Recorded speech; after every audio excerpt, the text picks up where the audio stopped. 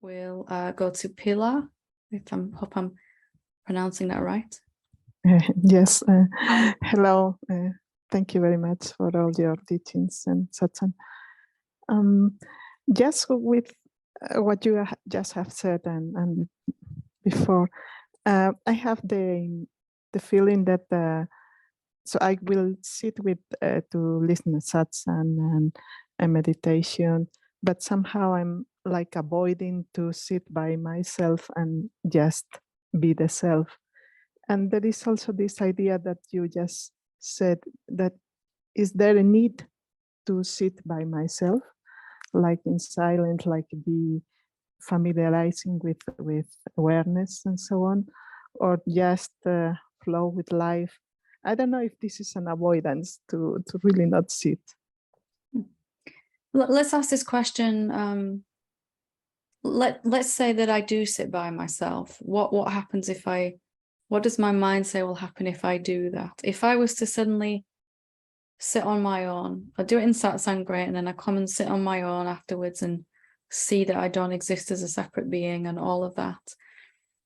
What is the thing that my mind said is bad about that? So there'll be some little story. Oh yeah, but if you do that, this is going to happen.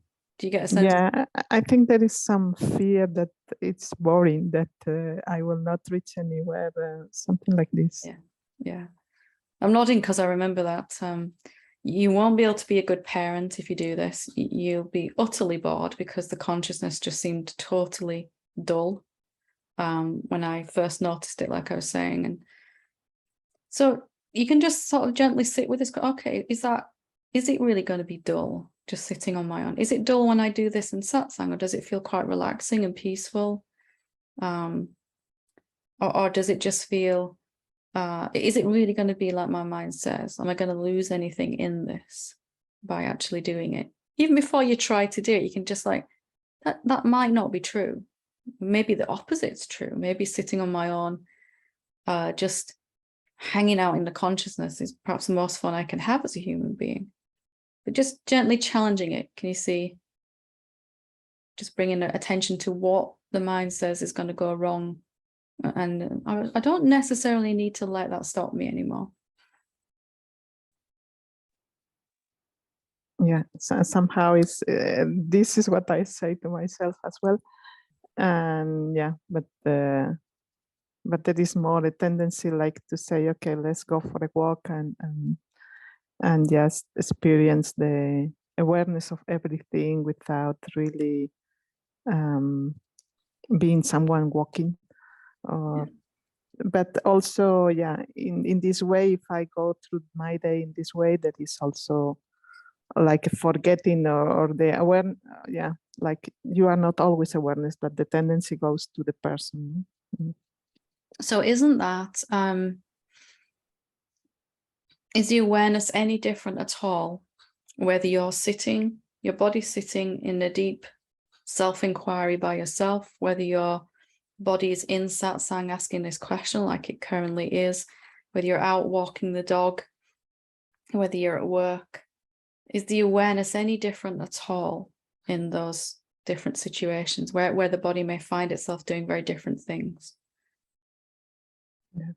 Not really for awareness, but really, yeah, but attention is maybe in the person or in the idea of the person instead of unless I am really conscious of being awareness, let's say. I don't know. So there seems to be, like that previous question I read out, this sense that you have to somehow engage the attention in more.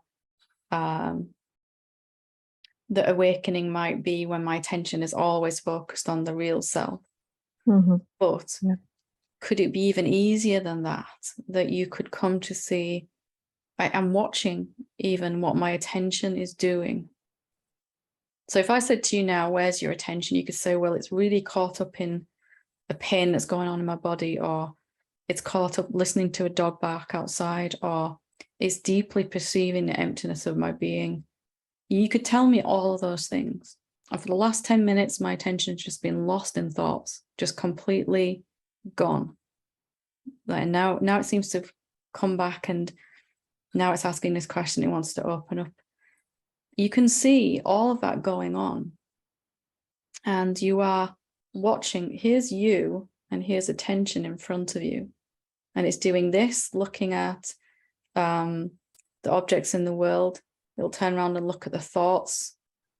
But here you are already behind it, watching it. You can tell me whatever your attention is doing. Can you notice that? Yeah.